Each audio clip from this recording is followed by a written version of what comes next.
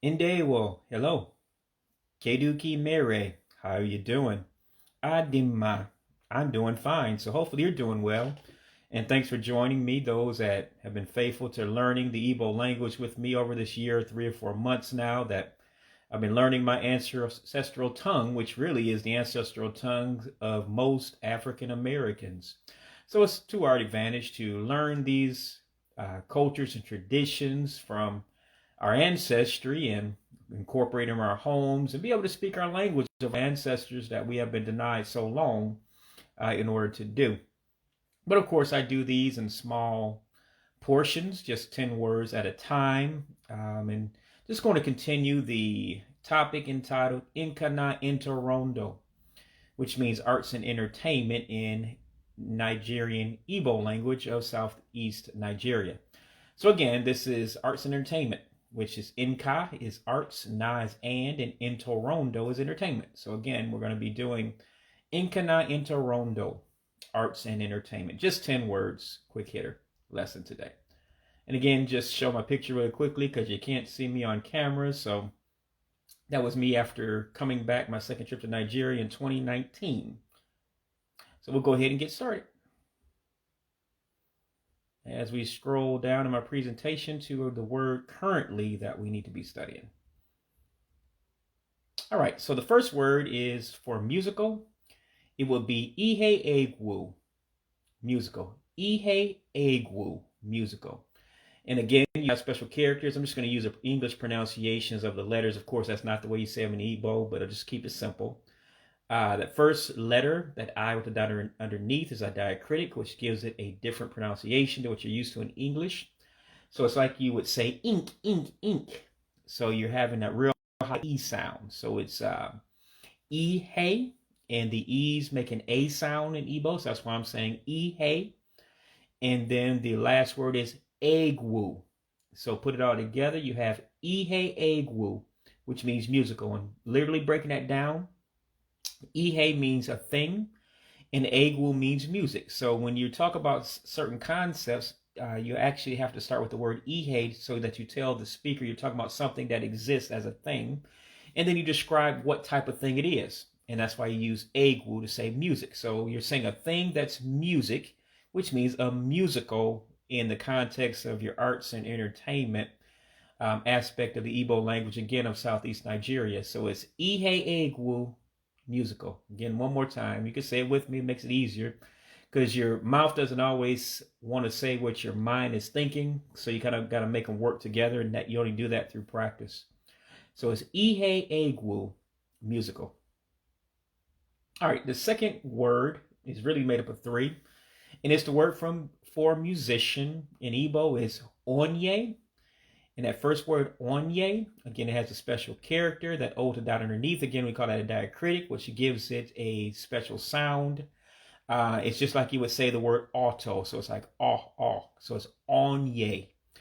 And then the second word is basically, it's a contraction.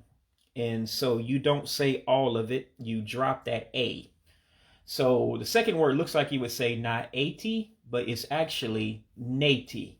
Na-eti, because you drop the A. So again, first two words are Aun-Yea Nah-A-Tee, and then you already know the last word is for music. It means egwu. So what you just said, in order to say musician in English, you would say Aun-Yea. You're saying a person, and again in Igbo, a lot of times you start with that generic word Aun-Yea, which means you're telling the listener that you're saying I'm talking about a person, and then you describe what type of person you're talking about. So after Aun-Yea, you say na-eti, which means to beat on something like a drum. And egwu means the result of your beating, which means music. So you're saying the person beating, making music, like beating on a drum. That means musician. So again, you have Aun-Yea Nah-A-Tee A-Gwu, musician. So I'll say it slow. Aun-Yea Nah-A-Tee A-Gwu is musician. All right, let's continue on. Word 3 of the 10. Mystery, again, you use the word ihe, which means you're talking about a thing, but then you describe what type of thing it is. Oh-Mee-Mee, meaning a mystery. A thing that's a mystery, in short in English, just means mystery. So it's ihe Oh-Mee-Mee, mystery. Again, ihe Oh-Mee-Mee, mystery. And again, the I's are not pronounced the same way that you pronounce them in English. They become E's, basically. So that's what I'm saying. Hey, Oh-Mee-Mee, mystery. Hey, Oh-Mee-Mee, mystery. All right, to say New Age. Again, if you notice in Igbo, just like if you've ever studied the Spanish language and most languages in the world, you give your subject and then you describe it. In English, you usually give your description, then the subject. Again, I like to always use an example, like in English, you would say blue car, but in Spanish or in Igbo, you would say car blue, to say it correctly. So that's what we're doing with New Age. And that's why you say Aun-Yea Nah-A-Tee A-Gwu Hoe-Roe is New Age. So Abba means age, and Au-Roe means new. So you're saying age new means new age. In other words, a new age genre of films or music or whatever you're talking about. Okay. So again, you got those special characters, that O with a dot underneath, that diacritic, that gives you the O sound, like auto. And then you have the U's with the dots underneath, which are diacritics also, that makes an O sound. So that's why you hear me saying Ah-Bau Hoe-Roe, New Age. Again, Ah-Bau Hoe-Roe, New Age. All right, let's continue on. Opera. And so as you guessed it, you got that O with a dot underneath that gives it an O sound, and the E is going to make an A sound. So what to say opera in Igbo, again, we're talking about arts and entertainment. So sometimes you're going to look at an opera. So to say it in Nigeria, in the Igbo language, you say Au-Pay-Rah, Au-Pay-Rah. So just 3 syllables, Au-Pay-Rah. So that means opera. So Au-Pay-Rah is opera in the Igbo language of Southeast Nigeria. All right, to say opera house. Again, remember, you put the subject and then you describe what you're talking about after that. So we said the opposite way. So in Igbo, you would say house of opera instead of opera house like you would say in English. So you start with the word Oh-Lau and then you say Au-Pay-Rah, the word you just learned, Au-Pay-Rah. So again, what you just said was house of opera. So Oh-Lau is house and Au-Pay-Rah is opera. So put it all together. Oh-Lau Au-Pay-Rah is opera house. Again, Oh-Lau Au-Pay-Rah, opera house. All right, orchestra is pretty similar to how you would say it in English again, but you just got to convert the Igbo characters into how they actually sound in Igbo, not what you see in English. So again, you have that O diacritic, that O dot character, that's all sound, and then you got the E that becomes an A sound in English. So it's Orchestra. Orchestra is orchestra. So again, Orchestra would be orchestra. So again, just say it naturally, Orchestra is orchestra. All right, almost finished. And with the 10 words here, so bear with me just a little bit more, just 3 more. And then the lesson is yours. Again, you're going to have some special pronunciations for painter. So remember, when you talk about a person, you start off with that generic word, Aun-Yea, which means a person. Then you describe what type of person it is after that. So you say Aun-Yea, you're telling the hearer, I'm talking about a person, okay? Now, I'm going to tell you what type of person I'm talking about. So then you would say na-ese Hay. That means that the one that's painting something. Because that word in the middle is na-ese.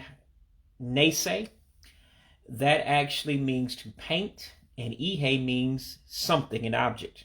Okay? So really what you're saying to say painter, you're saying the person that is painting something. And so that means painter for short in English. So putting it all together, you're saying Aun-Yea Nah-See Hay is painter.